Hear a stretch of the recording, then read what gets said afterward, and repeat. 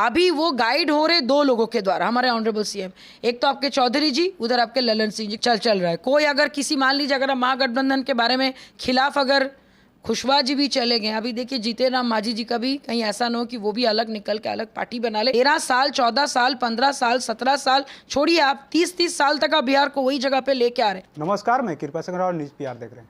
आज बिहार विधानसभा में बजट पेश हो रहा है। पिछले वर्ष भी बजट पेश हुआ था 6 सूत्री एजेंडा पर, शिक्षा स्वास्थ्य तमाम मुद्दों पर, SC ST तमाम मुद्दों पर पेश हुआ था कि उनका मतलब विकास के लिए कल्याण किया जाएगा। लेकिन कल चिराग पासवान जी प्रेस कॉन्फ्रेंस की और उन्होंने कहा कि हमारी बजट के ऊपर निगाहें लगी हुई है। आखिर में ऐसा क्या है? सरकार तो काम करना चाह रही है, बजट पेश हो रहा है, महागठबंधन की सरकार में पहला बजट पेश हो रहा है। आप लोग बीजेपी से भी नज़दीकिया है कहा जा रहा है, तो क्या आप लोग जानबूझ करके, जिस तरीके से महागठबंधन की सरकार ने कहा केंद्र सरकार का बजट पेश हुआ तो उन्होंने कहा कि ये बजट खोखला है, बजट में कुछ नहीं है, बिहार के लिए खास तौर से कुछ नहीं है। और अमित शाह जी ने बार बार इसको बताया कि नहीं, बजट बिहार के लिए अभी आए हुए थे तो बताया कि बिहार के लिए बहुत कुछ दिए हम, सरकार खर्च नहीं करती। क्या आप लोग भी उसी तरीके से करिएगा क्या? बिहार के लिए तो नीतीश कुमार काम कर रहे हैं, लेकिन आप लोग बोलिएगा कि बजट में कुछ नहीं बिहार के लिए।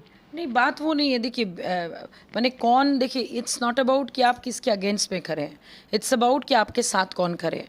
और यहाँ पे हम लोग भी उन 14 करोड़ बिहार के लोगों के बारे में ही सोच रहे, क्योंकि हम भी उनका एक पार्ट है। बाद में तो मान लीजिए अभी मैं एज अ स्पोक्स पर्सन आपसे बात कर रही हूँ, लेकिन जो भी बजट सैंक्शन होगा उसमें तो मेरा भी तो बेनिफिट होगा ना। तो जब आपको बेनिफिट दिख ही नहीं रहा है तो लोग तो बात करेंगे ही। और वैसे भी लास्ट ईयर जो बजट आपका पेश हुआ था 2.38 लाख करोड़ का अप्रॉक्स जो हुआ था, उसमें जो 6-7 जो इम्पोर्टेंट चीज़ों पे बात होनी चाहिए थी, हम लोग कहीं पे वो देख नहीं पा रहे हैं। सबसे बड़ी बात वहाँ पे मैंने आपका टैग था कि विभिन्न विभागों में भी वो सारी चीज़ें दी गई थी। लेकिन अगर सही में ऐसा होता तो SC ST का जो स्कॉलरशिप है, जब ऑलरेडी सेंट्रल गवर्नमेंट से फंड आया हुआ था, आपने उसको क्यों नहीं दिया? वो फंड को उठा के अपने पुल के निर्माण में, ट्रांसपोर्टेशन में डाल दिया। क्यों भाई? मतलब आप सड़कों पर लोगों को जो चलाएंगे, लोग जो हम लोग रास्ते पे चलेंगे, आधा लोग अनपढ़ रहेंगे, लोगों का शिक्षा नहीं मिलेगा। मतलब ये किस टाइप की आप मतलब राजनीति यहाँ पे कर रहे हैं? दूसरी चीज़, अगर आप ये भी दिखाना चाह रहे कि 10.98% की जो फीसदी की जो आपने डेवलपमेंट किया है बिहार में, तो वो कहाँ है? पुल निर्माण। आप अगर इसी को सिर्फ डेवलपमेंट दिखा रहे तो देन सॉरी टू सी, आपने 6 चीज़ों पे बात की थी लास्ट ईयर भी। हेल्थ था, एडुकेशन था, इंडस्ट्री था, इंडस्ट्री रिलेटेड और भी इश्यूज थे, एग्रीकल्चर था, रूरल डेवलपमेंट था। कहाँ हुआ, किधर हुआ? जो भी चीज़ें अभी आपके फूड पार्क बोलिए या फिर बहुत सारी आपकी मेट्रो बोलिए, ये आपका सेंट्रल गवर्नमेंट के थ्रू आता है। तो इसमें हमारे बिहार सरकार का बहुत बड़ा कोई मैंने कुछ उन्होंने अलग से करके ये नहीं किया। अरे अगर ऐसा है, मखाना का इतना बड़ा इंडस्ट्री आपका दरभंगा में आ सकता है, आपने उस पर क्यों नहीं ध्यान दिया? उसके ऊपर भी तो आपको सोचना चाहिए था।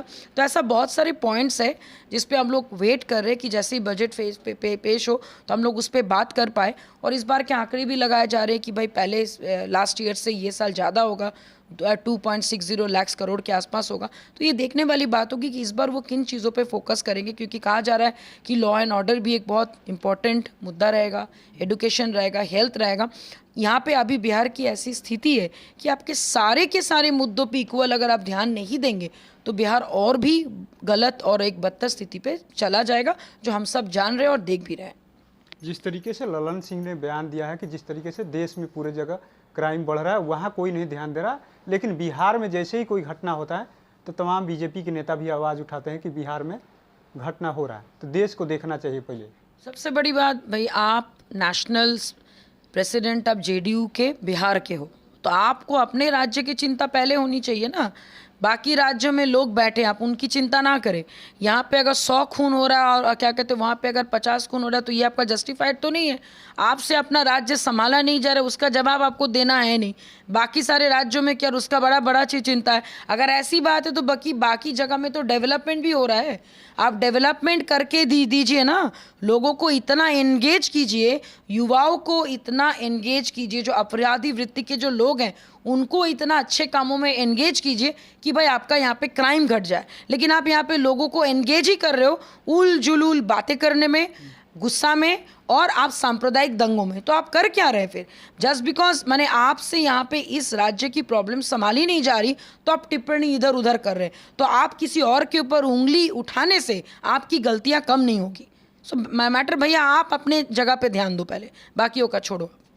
और सुधाकर सिंह को लगातार लेकर के ट्रोल किया जा रहा है, कहा जा रहा है कि सुधाकर सिंह बीजेपी के भाषा बोल रहे हैं और सुधाकर सिंह को बीजेपी से गाइड किया जा रहा है। और आज सुधाकर सिंह ने जवाब देते हुए कहा कि हमको किसी का गाइड नहीं, हम 14 करोड़ जनता से गाइड हो रहे हैं। तो क्या समझा जाए इसको? देखिए ऑनेस्टली बताएं, क्या कहते सुधाकर सिंह जी किन के थ्रू गाइड हो रहे नहीं हो रहे वो बात की बात है, लेकिन अगर आपके आरजेडी के खुद के नेता अगर ऐसा बात बोल रहे हैं तो ये सोचने वाली बात है कि भाई आप महागठबंधन में रह के भी अगर उनको फील हो रहा है कि हम लोग गलत जगह पे गलत परिस्थिति में बिहार है और वो बीजेपी के एजेंट है कि नहीं है वो बात की बात है। मैं तो ये बोलूँगी कि 14 करोड़ जनता ही बीजेपी के एजेंट है करके ये कीजिए, आप तोड़िए उनको। आप किसी नेता को क्यों बोल रहे हैं एजेंट? 14 करोड़ बिहार वासी जो हैं वो बीजेपी के एजेंट है। वो चाहते हैं कि बीजेपी आए, वो चाहते हैं कि अमन शांति उद्योग शिक्षा हर एक चीज़ आए। सिर्फ आपके ये दाएं दाएं गोलीबारी और हत्या और ये लूट मार गाली गलौज अश्लील गाने ये सब हम लोग देखने के लिए यहाँ पे नहीं है।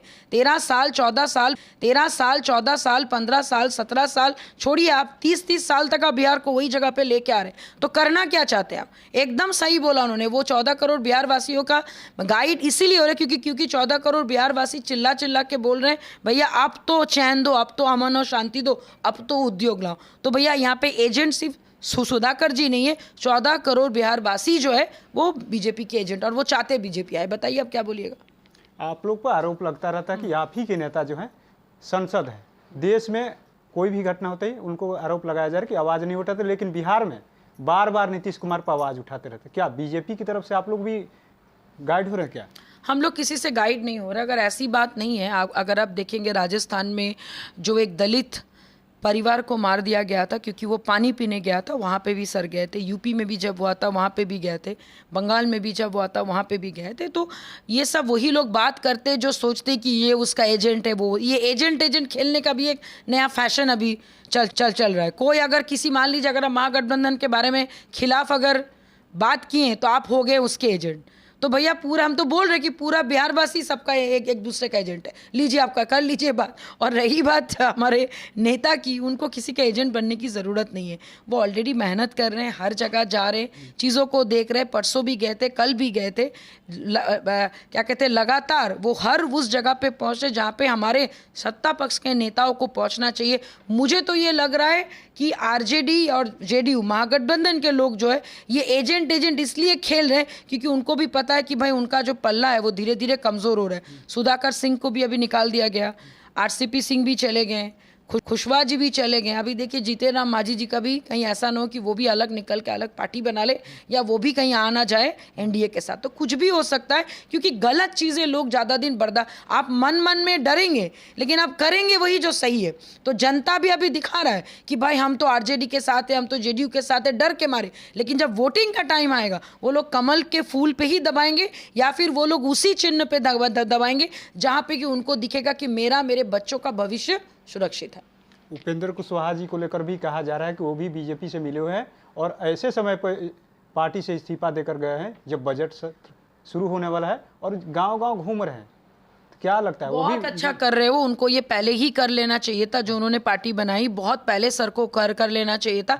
और ये नाकामी बोलिए या फिर क्रेडिबिलिटी इशू हमारे ऑनरेबल सीएम साहब को है कि आप में ही क्या कांटे लगे हैं कि आपके पुराने दोस्त, आपके पुराने साथी जो आपको हमेशा बचाते थे वही आपको छोड़ के भाग रहे हैं।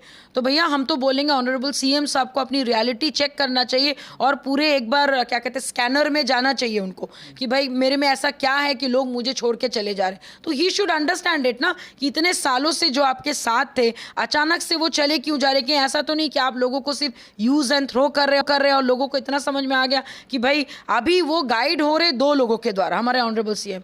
एक तो आपके चौधरी जी, उधर आपके ललन सिंह जी, क्योंकि दोनों के अपने अपने पर्सनल मतलब है। अब वो भी धीरे धीरे देखिएगा सामने आप लोग का भी आएगा, खुलासा होगा और कहीं उनको अकेले ना छोड़ दे, आधे इधर आधे उधर और जो बाकी बचे वो भी गायब हो जाएंगे। हम लोग को चिंता उनकी है कि भाई इस उम्र में अकेले वो क्या करेंगे, जबकि उनको चाहिए था कि अभी आराम से बैठ के वो सबका आशीर्वाद देते और लोगों का प्यार लेते। लेकिन उनको ये सारी चीज़ें रास नहीं आई, लोग इसीलिए छोड़ दे रहे हैं। और उपेंद्र जी जो कर रहे हैं बहुत अच्छा कर रहे हैं, बहुत ही सीनियर मोस्ट लीडर है, वी आर विथ हिम।